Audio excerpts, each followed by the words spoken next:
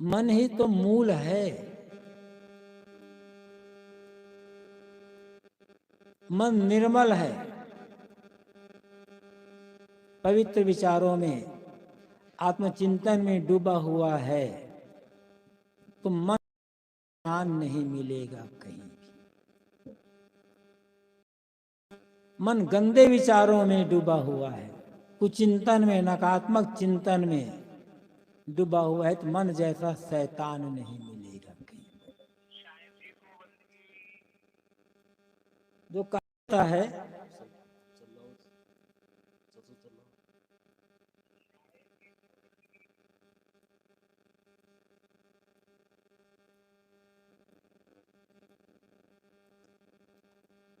जो कहा जाता है पुण्यात्मा आदमी के पीछे, उसकी रक्षा में भगवान घूमता रहता है और पापी के पीछे शैतान घूमता रहता है। वो भगवान और शैतान कौन है? हमारा अपना मन। जिसका मन निर्मल है उसे हर समय भगवान मिला हुआ है। जिसका मन गंदा है उसके लिए हर जगह शैतान ही शैतान है। सदगुरु कबीर की साखी याद होगी, यह मन तो निर्मल भया जैसे गंगा नीर, पीछे पीछे हरि फिरे कहत कबीर कबीर। कहने का तरीका है, हरि कोई ऐसा व्यक्ति नहीं है जो कहीं से आकाश से ऊपर आता हो, किसी के पीछे घूमता हो। पवित्र विचारों के संस्कार वही हरि। बाहर कहना ऐसे आत्मा ही हरि, जीव ही हरि, लेकिन बिहारी रूप में देखेंगे तब पवित्र विचारों के संस्कार ये हरि है। क्योंकि जब जिसका मन पवित्र विचारों में डूबा हुआ है उसके लिए तो हर जगह मंगल ही मंगल है, और जिसका मन अपवित्र विचारों में डूबा हुआ है उसके लिए हर जगह अमंगल ही अमंगल है। इसलिए किसी को भी यदि बस में करना चाहते हैं तो अपने मन को बस में करो। कह सकते हैं साहब मन को बस में करना तो बहुत कठिन काम है। कठिन है ना, असंभव तो नहीं है। और ऐसा कौन सा काम है जो कठिन नहीं है? एक छोटी सी क्लर्क की नौकरी पाने के लिए कम से कम 15-20 साल पढ़ना पड़ता है। क्या मन को बस में करने के लिए 15 महीना भी प्रयास किया है? किसान कितनी कठिनाई सहन करता है। शीतलहर चलती है, किसान खेत में पानी लगाने जाता है, जेठ की धूप लहरियों में खेत गोड़ता है, और तब हमारे मुख तक भोजन जाता है। असली विष्णु भगवान कोई है तो किसान है। कहा जाता है, लोग कहते हैं विष्णु भगवान जगत पालक है। किसी विष्णु को एक बोरा धान कहीं भेजते देखा है क्या आपने? ये किसान ही विष्णु है। कितनी वैज्ञानिक उन्नति हो जाए, कितने आईएएस आईपीएस अफसर बन जाए, कितने क्लर्क बन जाए, कितने नेता बन जाए, खाली किसान खेती करना बंद कर दे, आपके घर में बोरे के बोरे हीरे भरे हैं, सोना भरा पड़ा हुआ है, और खाने को अनाज ना हो तो क्या करोगे? चबाओगे हीरे को कि सोना चबाओगे?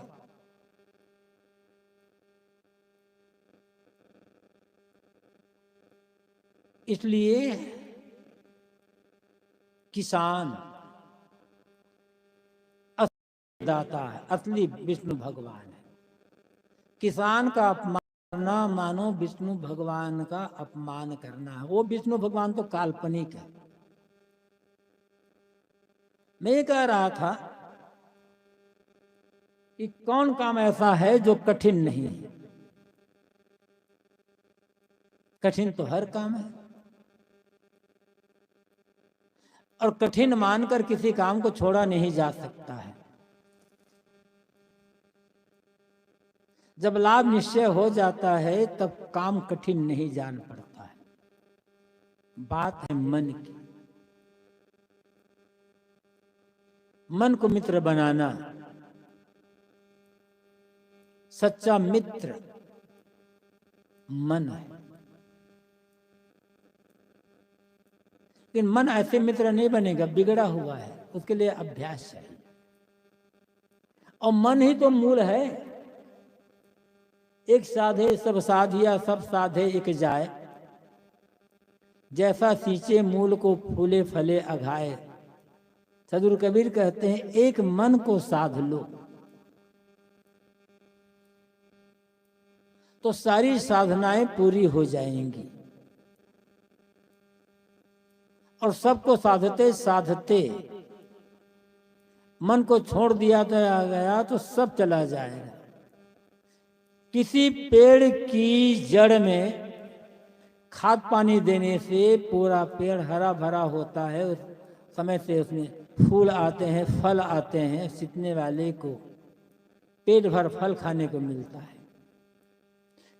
यदि पेड़ की जड़ में खाद पानी न देकर पत्ते पत्ते में खाद पानी दो, डाल डाल में, तो कोई फायदा नहीं होगा, केवल जड़। मन ही जड़ है, मन ही मूल है। एक मन शुद्ध हो गया, एक मन स्वस्थ हो गया, एक मन मित्र बन गया तो सारी साधना हुई और किसी साधने की आवश्यकता नहीं है, कुछ करना नहीं है।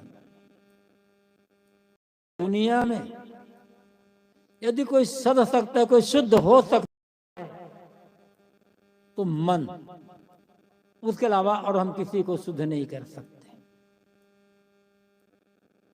मन ही बीच में है, उसी सिद्ध करना है। थोड़ी इस पर कहूं के पहले धम्मपदम की शुरू की दो गाथाएं याद आ गई। धम्मपदम तथागत बुद्ध की वाणियों में से छांट कर निकाला गया है। इसमें से मनो पुब्बंगमा धम्मा मनो सेठा मनोमय मनसा पदुठेन भासति वा करोति वा ततो नम दुख मनवेति चक्कम वा वहतो पदम। मनो पुब्बंगमा धम्मा मनो सेठा मनोमया मनसा पसन्नेन भासति वा करोति वा ततो नम सुख मनवेति छाया व अनपायनी। ये दोनों गाथाएं अत्यंत महत्वपूर्ण है। शुरुआत में ही दोनों गाथाएं धम्मपदम। मनो पुब्बंगमा धम्मा मनो सेठा मनोमया, तथागत बुद्ध कहते हैं मन सभी कर्मों में मन पूर्वगामी है, आगे आगे चलने वाला है। मन श्रेष्ठ है। जब कोई अपने मन में गलत भावना रख, दुष्ट भावना रख करके काम करता है और बोलता है,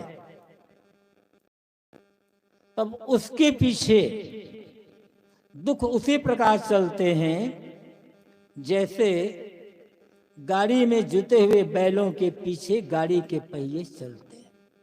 आप जानते हैं अब तो बैलगाड़ी जमाना काफी कुछ खत्म होता जा रहा है।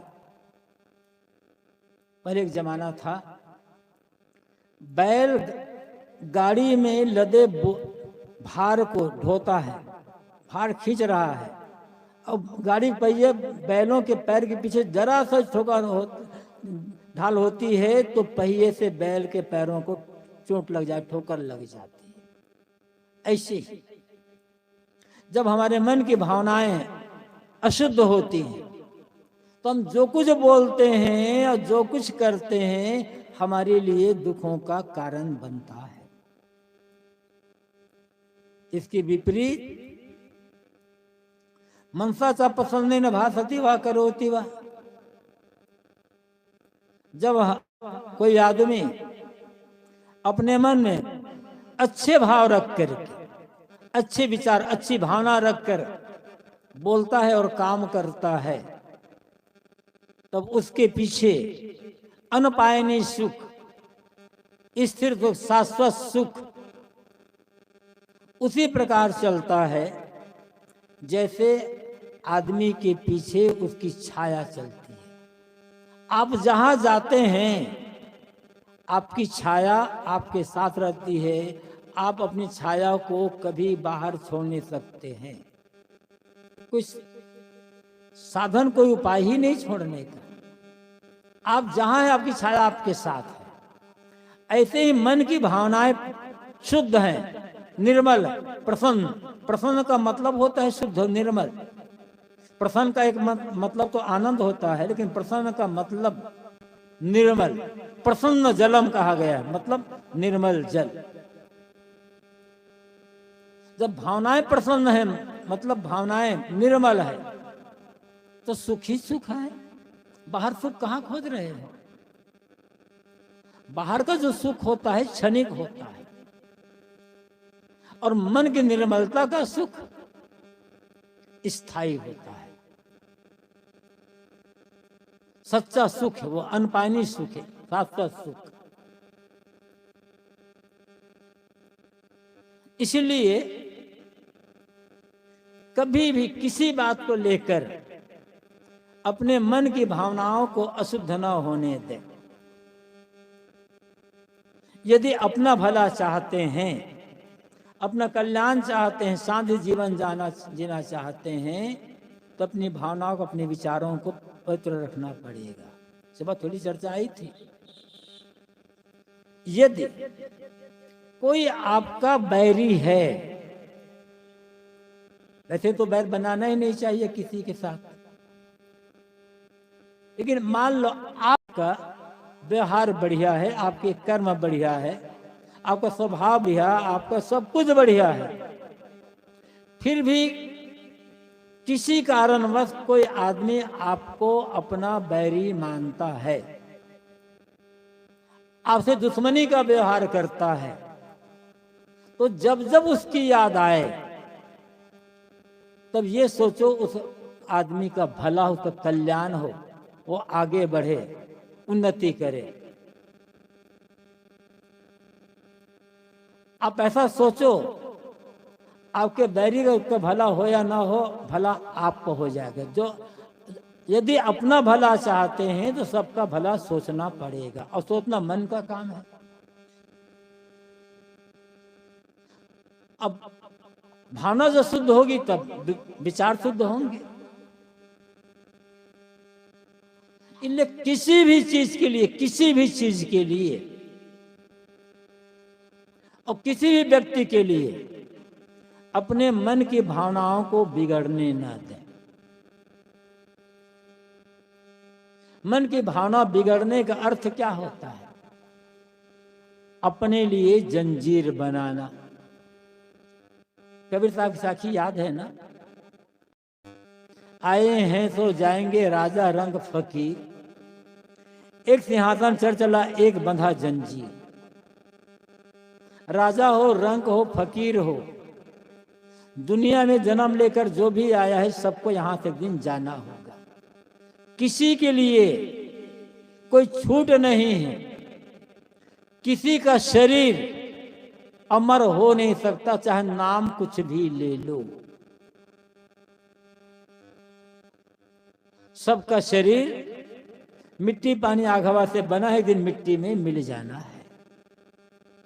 चाहे उसे आप राजा कहो, रंग कहो, फकीर कहो, देवता कहो, या कुछ भी नाम ले लो, शरीर किसी का अमर हो नहीं सकता है।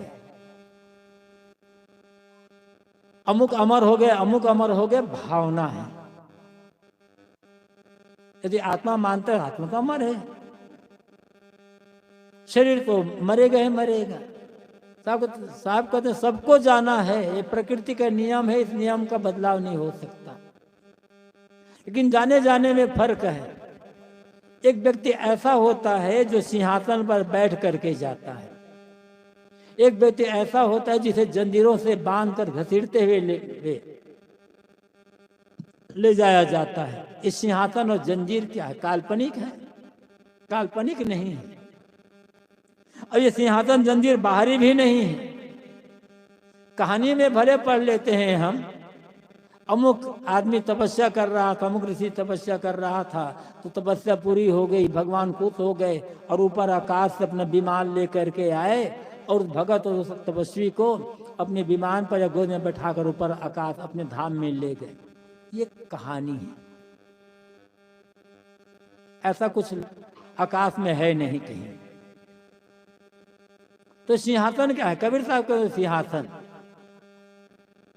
मन के पवित्र संस्कार, मन की पवित्र भावना, ये सिंहासन है और बाहरी सिंहासन नहीं है। और मन की जो कुभावनाएं हैं, गलत भावनाएं, गलत विचार, ये जंजीर है प्रत्यक्ष। तो इसलिए किसी के लिए भी और किसी बात को लेकर अपनी भावनाओं को, अपने विचारों को मलिन न बनाएं। गलत सोचते सोचते एक दिन आपका जीवन ही गलत हो जाएगा। और आप नहीं चाहते, या हम नहीं, कोई आदमी नहीं चाहता कि मेरा जीवन गलत बने। तो गलत क्यों सोचते हो? जो सोचोगे वही होगा, आज नहीं तो कल होगा। चाहते हो कि मेरा भला हो, मेरा जीवन सुखी हो, तो अपने लिए, दूसरों के लिए, अपने दुश्मनों के लिए भी भला सोचो। जो सोचोगे वो होगा। भला सोचोगे भला होगा, बुरा सोचोगे बुरा होगा। चाहते हैं भला, सोचते हैं बुरा, कैसे होगा? थोड़ा विचारना इस बार।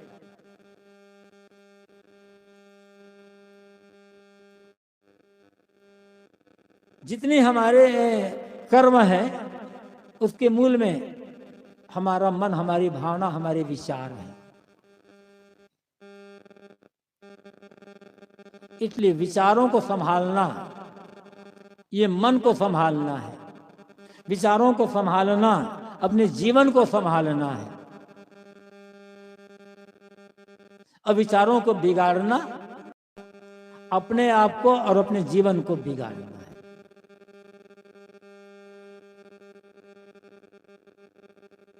लेकिन आदमी बिरले बिरले हैं, बिरले बिरले, जो अपने मन के विचारों को संभाल करके रखता है। अन्यथा आदमी तो पता नहीं कैसे कैसे क्या क्या सोचता रह जाता है। यदि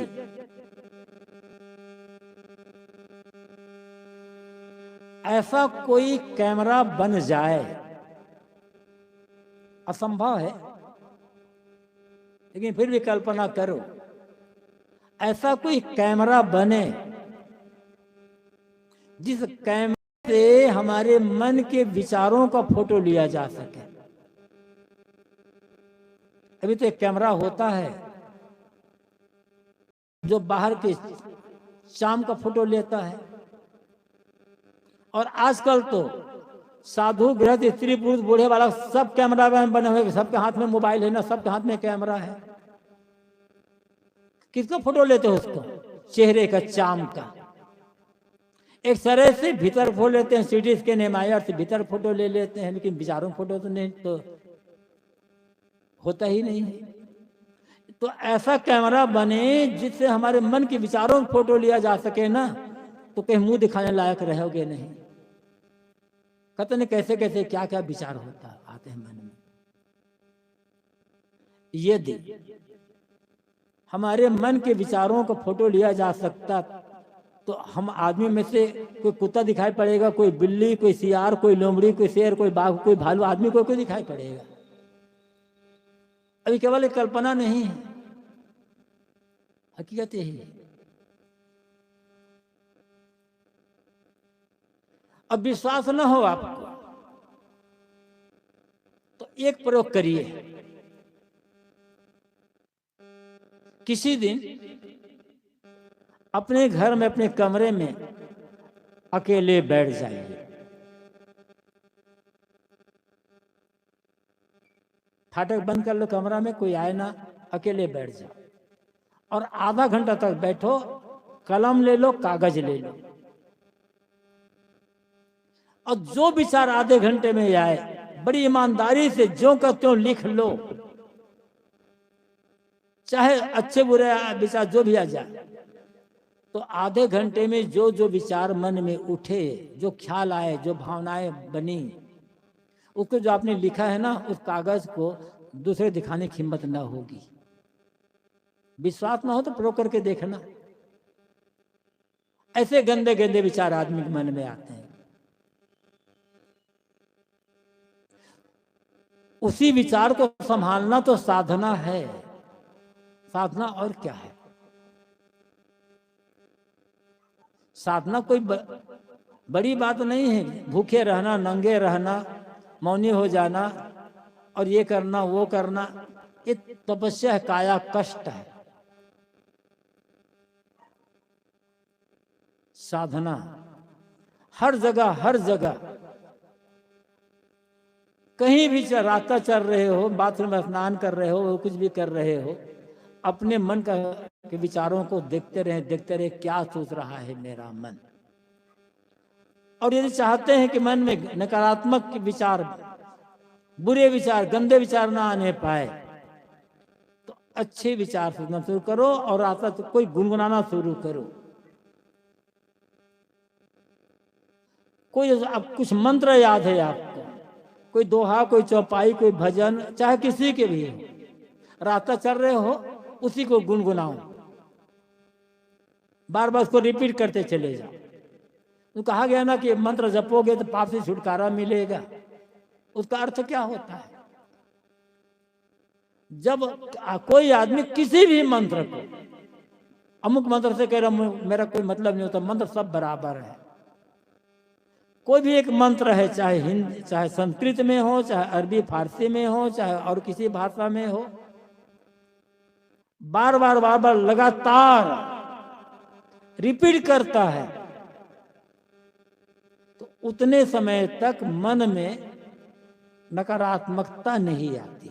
यदि भावनापूर्वक कर रहा है तब तो नकारात्मकता से बचना ही पाप से बचना है। ऐसा नहीं कि आज चोरी डाका व्यभिचार कर लिए और मंत्र जपे तो पाप कट जाएगा, ये धोखा है।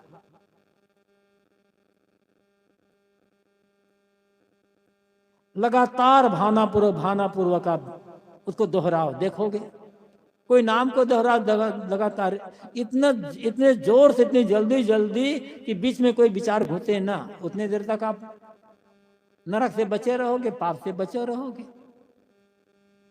तो इसलिए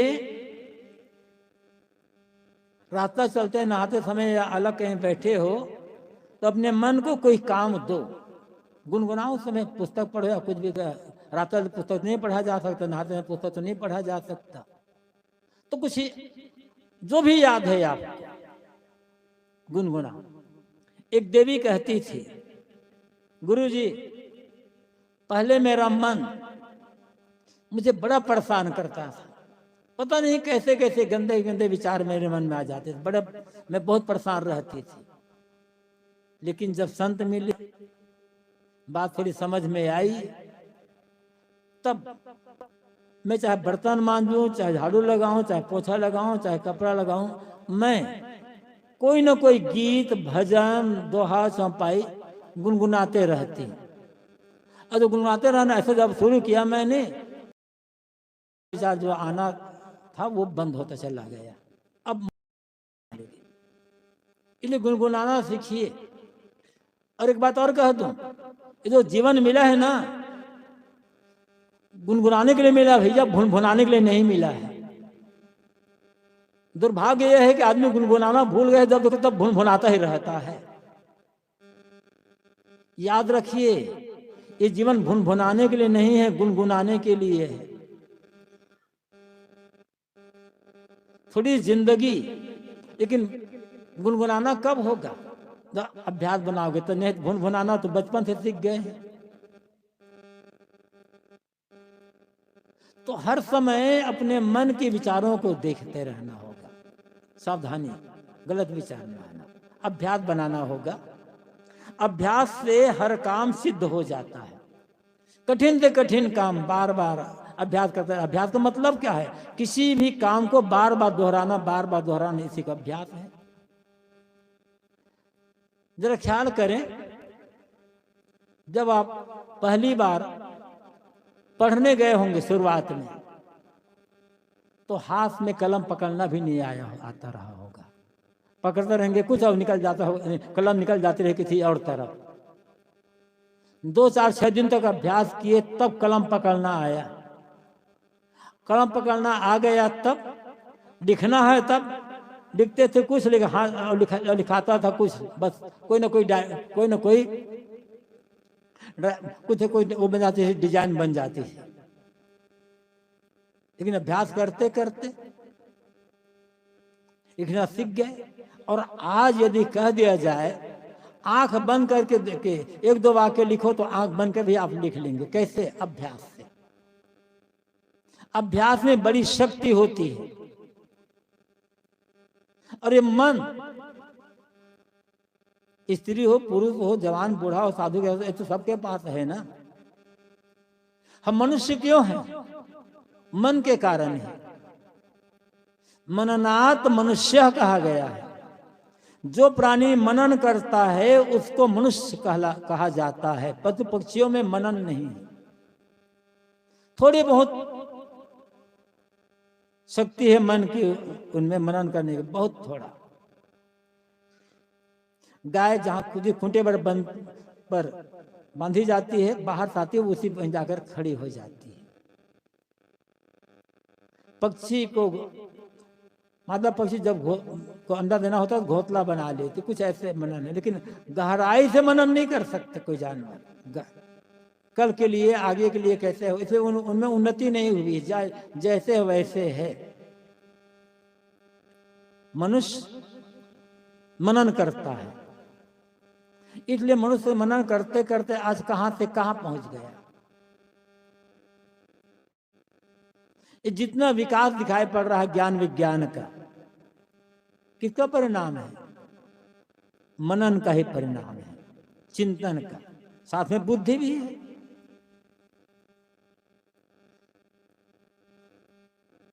तो आदमी में मनन की शक्ति है,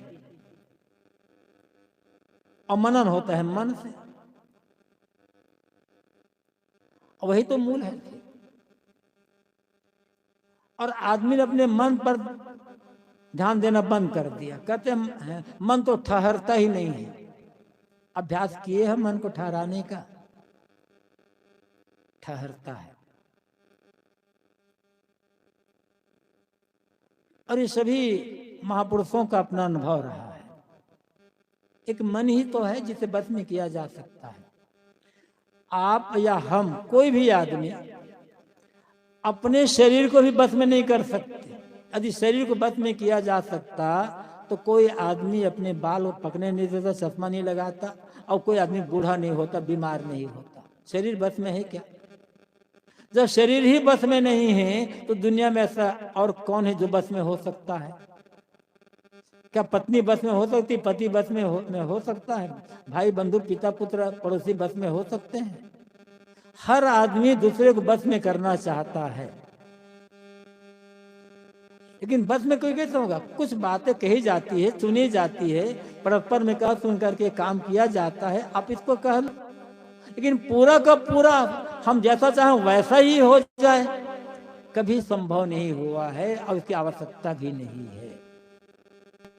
बस में हो सकता है तो मन ही हो सकता है। और बस में करने का मतलब क्या होता है? कुचिंतन को हटाकर सुचिंतन में लगा लेना। बस नकारात्मकता से हटा करके सकारात्मकता में लगा लेना। द्वेष भाव किसी को दूर करके प्रेम भाव में ले आना, यही तो मन को बस में करना है। कोई मन ऐसे कोई चीज तो है नहीं उसको बांध कर रखा जा सके। जब तक हम जागते हैं, जब सुबह नींद खुलती है और तब से लेकर जब तक सोने जाते हैं, तब तक कुछ न कुछ मन सोचता है। मन का काम ही सोचना, खाली समय में वो खाली रहता ही नहीं है। जब सो जाते हैं एकदम गाढ़ी नींद, साउंड स्लीप जिसे कहा जाता है, उस समय मन शांत रहता है। यदि नींद में भी मन सोच रहा, मतलब सपना देख रहा, फिर गहरी निद्रा नहीं। जब तक मन सोचेगा तब तक नींद आएगी ही नहीं, तो उसमें मन शांत रहता है। और जैसे जागे फिर शुरू हो गया, और क्या शुरू होता है सब जानते हैं। इसलिए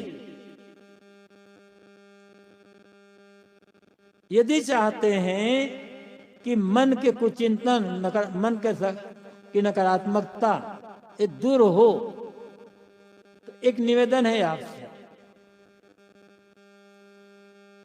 सोने के पहले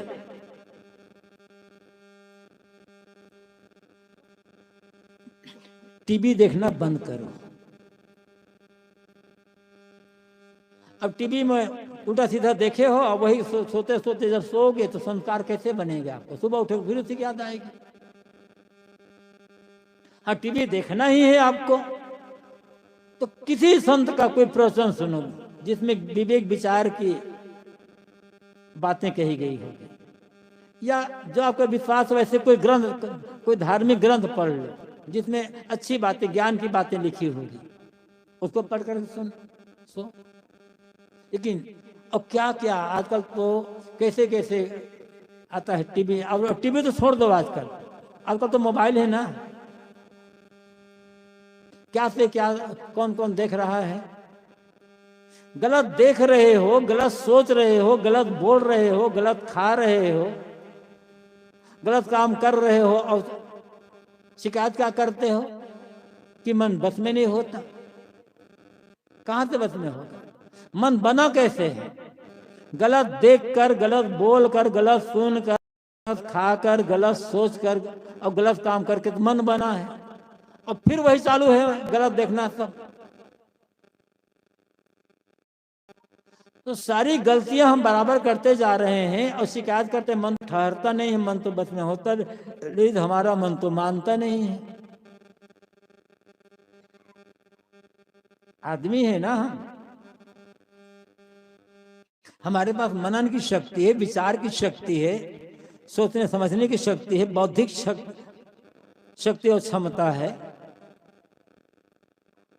कब तक अपने को धोखे में रखोगे? तो ये सोचोगे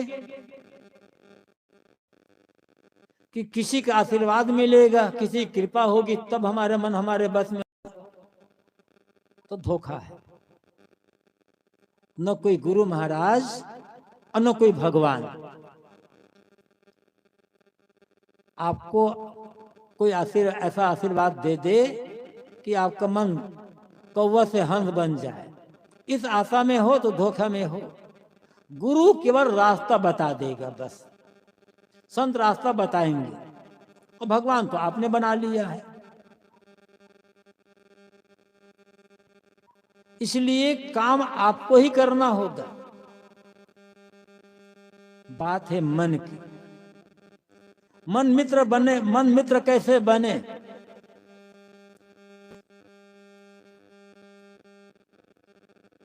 प्रश्न यह है।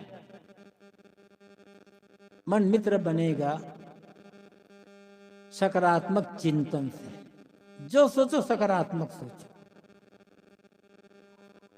सत्य तो है ही ना। जब सोचे अच्छा सोचे। पहले कहा गया किसके लिए? दुश्मन के लिए भी अपना अच्छा सोचो। किसी के लिए भी बुरा सोचो ही मत, बुरा सोचो ही मत। अब बुरा सोचोगे तो बुरा बोलना, बुरा कहना, बुरा खाना, बुरा करना सब कुछ चलता रहेगा, याद रखना। फिर कोई भक्ति, कोई पूजा, कोई पाठ कुछ काम नहीं आएगा।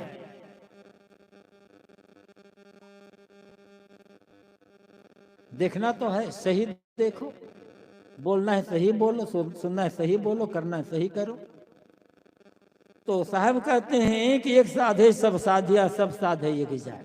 एक मन को साध लो, और साधना यही है, मन का रास्ता बदलना। गलत रास्ते में जा रहे थे, कितनी तेजी से जाओ, गलत रास्ते में चल करके कभी मंजिल तक पहुंचा नहीं जा सकता है।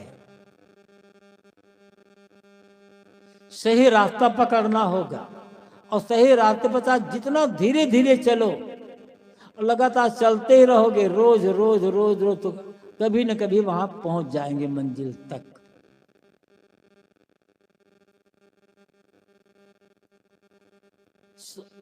तो अब तक हम गलत रास्ते पर चलते आए हैं, अब थोड़ा रास्ता बदलना है। भोजन पर संयम, यदि मन चाहते हैं मन मित्र बने, तो भोजन पर संयम, मतलब संयम का मतलब छोड़ना नहीं है। संयम का मतलब है अधिक मिर्च मसाला, खटाई मिठाई, तेल घी आदि का त्याग। सादा भोजन, सादा भोजन को आप लोग करते हैं। हमारे आश्रम में प्रयागराज में एक नियम जैसा है कि सब्जी में मिर्चा नहीं पड़ना है, न काली मिर्च, न लाल मिर्च, न हरी मिर्च, नमक बहुत थोड़ा, तेल कम। तो कुछ लोग आते हैं, कहते हैं साहब आपके आश्रम में का ये बीमार वाला भोजन बनता है क्या? तो सोचते ये बीमार वाला भोजन है। उसी बीमार वाला भोजन खाइए यदि स्वस्थ रहना है तब, नहीं तो फिर खाते खाते तो क्या होता है जानते हैं ना? जब आप अधिक खटाई मिठाई खाते हो, अधिक नमक मिर्च खाते हो, अधिक तेल घी खाते हो और दवा खाते हो, तो फायदा किसको होता है? केवल डॉक्टरों को, और किसी का फायदा नहीं होता। तो भोजन पर संयम, वही खाओ जो आपके स्वास्थ्य के लिए हितकर हो। बोलने पर संयम, वही बोलो जो बोलकर पछताना न पड़े और जिस बात को सुनकर दूसरे का मन पीड़ित न हो। बोलना तो है, जोश में ना बोलो, क्रोध में ना बोलो, होश में बोलना होगा। वही करो जो करके पछताना ना पड़े, किंतु करने के पश्चात मन में प्रसन्नता हो और दूसरे को सेवा सहयोग सुविधा मिले। और वही सोचो जिससे मन में उत्तेजना ना आए, तनाव नहीं आए। कल मैंने कहा था ना, आज का नया रोग है टेंशन। आज से 50-60 साल पहले इतनी सुविधाएं नहीं थी। आज खेत में जितना गेहूं होता है 50 साल पहले उसका आधा भी नहीं होता था। अनुभव होगा आप लोगों को। जितना धान होता है 50 साल पहले उसका आधा भी नहीं होता था। मकान कच्चे होते थे, गांव गड़िया कच्चे। ये बाइक, तो कार तो छोड़ दो, तो कई गांव में तो पूरे घर में साइकिल भी नहीं होते सभी घरों में। फिर भी आत्महत्याएं कम होती थी, तलाक कम होते थे, मुकदमे कम होते थे। और आज सुविधाएं बढ़ गई, सब चीजें बढ़ गई, रहन सहन बढ़ गया, खान पान बात व्यवहार, मकान दुकान, गांव घर की सड़कें सब बदल गए, कपड़े सब बदल गए। सुविधाएं इतनी बढ़ गई है कि क्या कहा जाए। लेकिन इतना टेंशन है कि आत्महत्या काफी होने लग गई है। कारण क्या है? टेंशन क्या है? अपना बनाया रोग। जो सोचना चाहिए वह न सोचकर जो नहीं सोचना चाहिए वो सोचना, टेंशन का कारण यही होता है। समस्याएं आएंगी जीवन में, कठिनाइयां आएंगी, घाटा होगा, प्रतिकूलताएं आएंगी, किसी की मौत होगी, सभा में अपमान होगा, सब होगा। लेकिन इसको किस रूप में ले रहे हैं? वो तो हो गया। अब बार बार सोचो, बार बार सोचो, सोचोगे, घटनाएं प्रभावित करती हैं आदमी के मन, लेकिन कब तक प्रभावित होते रहोगे सोच सोच करके? पुरानी 10 साल 15 साल 20 साल पुरानी बातों को सोच सोच करके दिमाग को खराब कर रहे हो। कहां से मन मित्र बनेगा? वही रागात्मक बातें, वही वासनात्मक बातें बार बार सोच रहे हो, कहां से मन मित्र बनेगा? और मन बस में कैसे होगा? इसलिए रास्ता बदलिए। सुखी जीवन जीना चाहते हैं तब, अशांत में जीवन जीना चाहते हैं, तनावपूर्ण जीवन जीना चाहते हैं तो आप स्वतंत्र हैं। उसके लिए तो कोई सीख देने की आवश्यकता ही नहीं है। तो कुछ देर पहले मेरे पहले कहा जा रहा था कि मन को मित्र बनाइए, और जिस आदमी ने अपने मन को मित्र बना लिया उसका दुख खत्म हो गया। शरीर पर भले रोग हो सकता है लेकिन मन उसका दुखी नहीं होगा। और जिस आदमी ने अपने मन को मित्र बना लिया वही तो आदमी है, वही तो भगत व सत्संगी है। उसके लिए पूरी दुनिया मित्र बन जाती है। एक ही काम बाहर ही है, मित्र बनाना भी चाहिए, समय से काम आता है, मित्र बना ले। इस सत्संग में क्या बताया जाता है? उसी मन को मित्र बनाने की कला, और कुछ नहीं बताया जाता है। नहीं, सब जगह मूल है, सब जगह। दुख का भी मूल मन है, सुख मन है, बंधन का भी मूल मन है, और मोक्ष के भी मूल मन है। मन ये मनुष्य नाम कारणम बंध मोक्षयो कहा गया है। मन ही आदमी के बंधन और मोक्ष का कारण है। यदि मन रागात्मक चिंतन में डूबा है, देशात्मक नकारात्मक चिंतन में डूबा हुआ है, तो मन बंधन का कारण है। मन ज्ञान विवेक विचार चिंतन डूबा है, सकारात्मक चिंतन में विवेक चिंतन में डूबा हुआ है, लगा हुआ है, तो वही मन मोक्ष का कारण है। और मोक्ष भी जीते जी, मरने के बाद वाली बात तो छोड़ दो, पहले जीते जी मोक्ष। वो क्या है? मन का दुखी ना होना, आत्मतुष्ट, आत्मशांत, आत्मतृप्त रहना, हर समय प्रसन्न रहना, ये जीते जी मोक्ष का अनुभव है। और ये केवल कहावत नहीं है, हकीकत है। अनुभव करके देख सकते हैं। जितना जितना मन साफ होता जाएगा, निर्मल होता जाएगा, उतना उतना जीते जी मोक्ष का अनुभव किया जा सकता है। इसलिए ध्यान देना है मन पर।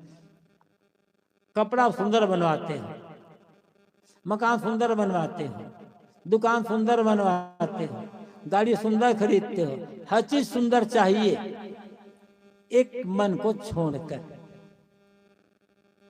लेकिन याद रखना होगा,